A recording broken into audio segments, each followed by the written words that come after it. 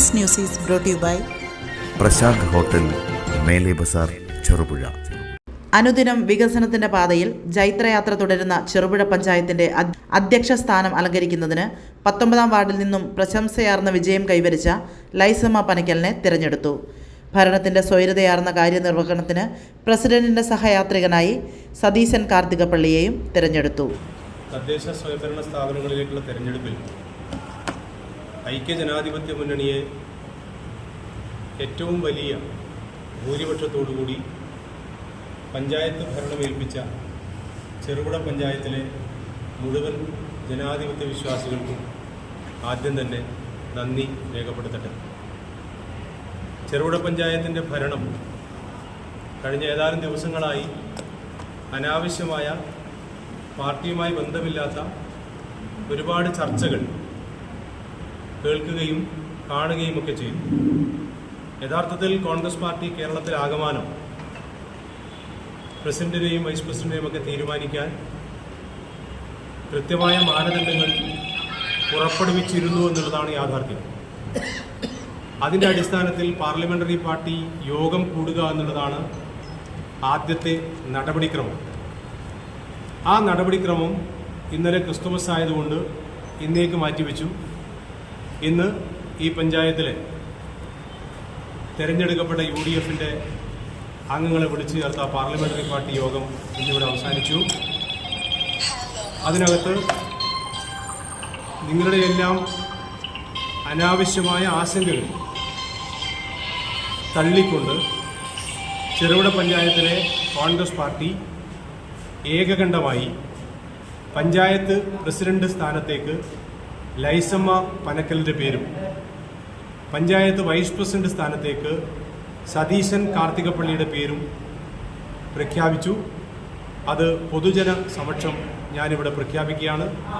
നാളെ രാവിലെ തെരഞ്ഞെടുപ്പ് കഴിയുമ്പോൾ UDF-ന്റെ ഒറ്റക്കെട്ടായുള്ള പ്രവർത്തനം, ഐക്യജനാധിപത്യ മുന്നണിയുടെ ഒറ്റക്കെട്ടായ പ്രവർത്തനം, അതുപോലെ തന്നെ കോൺഗ്രസിൻ്റെ ഒറ്റക്കെട്ടായ പ്രവർത്തനമെല്ലാം ചെറുപുഴയിലെ ജനങ്ങൾ രണ്ട് കൈയും നീട്ടി സ്വീകരിക്കും എന്നുള്ള വിശ്വാസമാണ് ഞങ്ങൾക്കുള്ളത്. KPCC കേരളത്തിലെ നഗരസഭ, കോർപ്പറേഷൻ, പഞ്ചായത്ത് തുടങ്ങിയ സ്ഥാപനങ്ങളിലേക്ക് അധ്യക്ഷന്മാരെയും ഉപാധ്യക്ഷന്മാരെയും തീരുമാനിക്കുന്നതിന് ഒരു മാനദണ്ഡം പ്രഖ്യാപിച്ചു.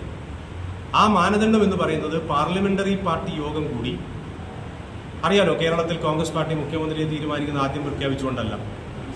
അപ്പോൾ പാർലമെന്ററി പാർട്ടി യോഗം കൂടി ആ യോഗത്തിനകത്ത് തിരഞ്ഞെടുക്കപ്പെട്ട ജനപ്രതിനിധികളുടെ അഭിപ്രായം ആരാഞ്ഞ് ആ അഭിപ്രായത്തിന് പ്രാധാന്യം നൽകിക്കൊണ്ടുള്ള ഒരു പ്രഖ്യാപനമാണ് ഇതിൻ്റെ ആദ്യത്തേതും അവസാനത്തേതുമായ നടപടി.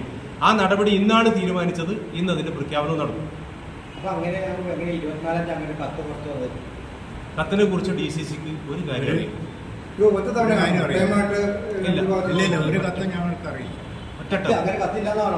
ഞങ്ങൾക്ക് കത്ത് കിട്ടിയെങ്കിലല്ലേ കത്തിനെ കുറിച്ച് ഞങ്ങൾ അഭിപ്രായം പറയാം. ഞങ്ങളെ കത്ത് കൈപ്പറ്റിയിട്ടില്ല, കത്ത് കിട്ടിയിട്ടുണ്ട്.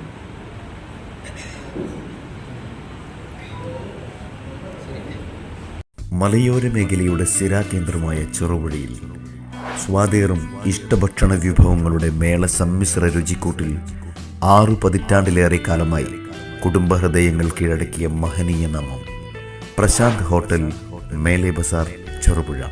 ഭക്ഷണം കഴിക്കുന്നവനും വിളമ്പുന്നവനും മനസ്സുകൊണ്ട് തൃപ്തിയുടെ വാതായനം തുറക്കുന്ന ഭക്ഷണശാല ഹോട്ടൽ പ്രശാന്ത്, മേലെ ബസാർ, ചെറുപുഴ.